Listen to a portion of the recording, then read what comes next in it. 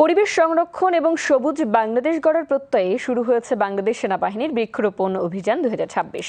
বৃক্ষরোপণে সাজাই দেশ, সবার আগে বাংলাদেশ, এই প্রতিপাদ্যকে সামনে রেখে আয়োজিত এই কর্মসূচির উদ্বোধন করেন সেনাবাহিনী প্রধান জেনারেল ওয়াকরুজ্জামান। এ সময় তিনি জলবায়ু পরিবর্তনের বিরূপ প্রভাব মোকাবেলায় ব্যাপক বৃক্ষরোপণের গুরুত্ব তুলে ধরেন এবং দেশব্যাপী সবুজায়ন কর্মসূচিতে সবাইকে এগিয়ে আসার আহ্বান জানান। বাংলাদেশ সেনাবাহিনীর এই উদ্যোগের মাধ্যমে বিভিন্ন ক্যান্টনমেন্ট ও দেশের বিভিন্ন অঞ্চলে প্রায় 11,35,000-এরও অধিক বৃক্ষরোপণের পরিকল্পনা রয়েছে, যার মাধ্যমে পরিবেশের ভারসাম্য রক্ষা, জীববৈচিত্র্য সংরক্ষণ এবং ভবিষ্যৎ প্রজন্মের জন্য একটি সবুজ ও বাসযোগ্য বাংলাদেশ গড়ে উঠবে বলেও জানান সেনাপ্রধান।